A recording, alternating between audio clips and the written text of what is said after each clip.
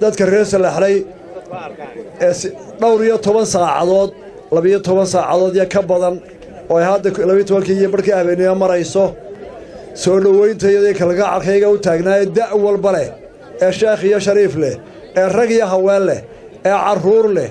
ee danahoodii ilaabay ee inta noo taagnaa aad iyo aad baan idinku mahadnaqaynaa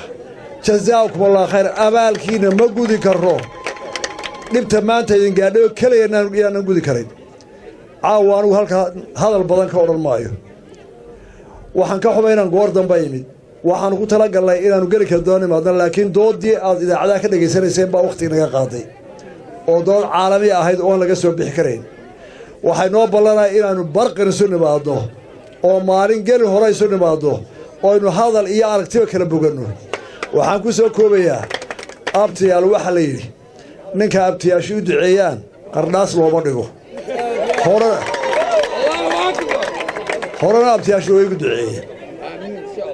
dagaal kasta oo galo dood kasta oo galo abtiyaashu way ii duceeyeen 30 sano halgan iyo muran iyo siyaasad ahaan way ii duceynayeen maalin walbana ducadooda waan ku guuleysanay caawana waxaan leeyahay dalkan oo duceeya dadkan oo duceeya anigana ii duceeya caawa qodobka ducada quraan ku taaganahay waxa kaloon ku darayaa abtigay qodob raacinaya abtigay wuxuu yiri waxaanu doonaynaa in deeqda marka la madaxweynaha warninka ayaa dhalay wanaagsana abti waxaad raacaysaa inaad talada ila joogtaan doorashada haddaan helo oo xafiiska galo inuu ciidagala talada koobaad ila lahaado waayo waa tala qabanka Soomaaliya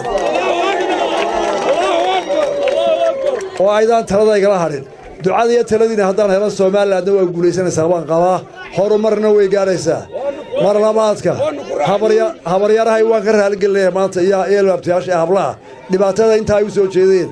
waa daga raale ahaanaysaan caloosha dooga ducaynaysan dhibtaydan gaadhay waa naga saamaxaysaan aad iyo aad baa mahadsantiin wassalaamu calaykum wa rahmatullaahi wa barakaatuh